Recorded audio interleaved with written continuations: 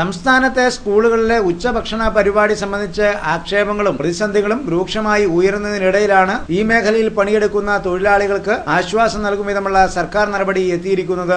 സംസ്ഥാനത്തെ സ്കൂളുകളിൽ നടപ്പാക്കി വരുന്ന ഉച്ചഭക്ഷണ പദ്ധതിയിൽ ജോലിയെടുക്കുന്ന തൊഴിലാളികളെ മിനിമം വേജസ് നിയമത്തിന്റെ പരിധിയിൽ ഉൾപ്പെടുത്താനാണ് തീരുമാനമെടുത്തിരിക്കുന്നത്. കുറഞ്ഞ കൂലി നിരക്കുകൾ നിശ്ചയിക്കുന്നതിന്റെ ഭാഗമായുള്ള ഈ നടപടി ഈ രംഗത്ത് പണിയെടുക്കുന്ന തൊഴിലാളികൾ വർഷങ്ങളായി മുന്നോട്ട് വയ്ക്കുന്ന ആവശ്യത്തിന്റെ ഒരു അംഗീകാരമായി മാറിയിരിക്കുകയാണ്. സംസ്ഥാനത്തെ സ്കൂളുകളിൽ ഉച്ചഭക്ഷണ പദ്ധതിയുമായി ബന്ധപ്പെട്ട് അരിയും പലവ്യഞ്ജനം വാങ്ങുന്നതിന് പോലും പണം തികയുന്നില്ലെന്നും നടത്തിപ്പുമായി ബന്ധപ്പെട്ട് സംസ്ഥാന സർക്കാരിന്റെ നിലപാടുകൾ പ്രതിസന്ധി സൃഷ്ടിക്കുകയാണെന്നും ആക്ഷേപങ്ങൾ ശക്തമായി ഉയരുന്നതിന് ഇടയിലാണ് തൊഴിലാളികൾക്ക് ഏറെ സന്തോഷവും അംഗീകാരവും നൽകും വിധം സംസ്ഥാന സർക്കാർ തീരുമാനം പ്രഖ്യാപിച്ചിരിക്കുന്നത്.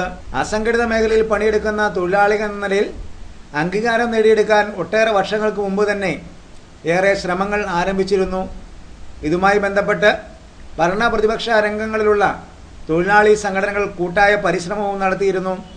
ഒട്ടേറെ സമരപരിപാടികളും ഇതിൻ്റെ ഭാഗമായി പല വർഷങ്ങളിലും അരങ്ങേറുകയും ചെയ്തിരുന്നു.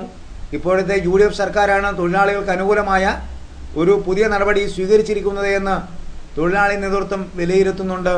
അംഗൻവാടികളിലും സാക്ഷരതാ കേന്ദ്രങ്ങളിലും പണിയെടുക്കുന്നവരെ വരെ പരാമർശങ്ങൾ ഉണ്ടായി എങ്കിലും സ്കൂളുകളിൽ ഉച്ചഭക്ഷണ പദ്ധതിയുമായി ബന്ധപ്പെട്ട് പ്രവർത്തിക്കുന്ന തൊഴിലാളികളുടെ സംരക്ഷണവുമായി ബന്ധപ്പെട്ടോ ജോലി സ്ഥിരതയുമായി ബന്ധപ്പെട്ടോ മുൻ സർക്കാരുകളൊന്നും കാര്യമായ നടപടികൾ സ്വീകരിച്ചിരുന്നില്ല. മിനിമം കൂലി പ്രഖ്യാപിക്കപ്പെട്ടതോടുകൂടി ഈ രംഗത്തെ തൊഴിലാളികൾക്ക് ഏറെ പ്രതീക്ഷ കൈവന്നിരിക്കുകയാണ്. സ്കൂളുകളിലെ ഉച്ചഭക്ഷണ പദ്ധതിയുമായി ബന്ധപ്പെട്ട് കുട്ടികളുടെ എണ്ണം കണക്കിലെടുത്ത് ഒരു കുട്ടിക്ക് ഇത്ര രൂപ എന്ന ക്രമത്തിലായിരുന്നു തൊഴിലാളിക്ക് വേതനം നൽകിയിരുന്നത്. പുതിയ പ്രഖ്യാപനത്തോടുകൂടി കുറഞ്ഞ കൂലി എന്ന വലിയ നാളത്തെ ആവശ്യം അംഗീകരിക്കപ്പെട്ടിരിക്കുകയാണ്.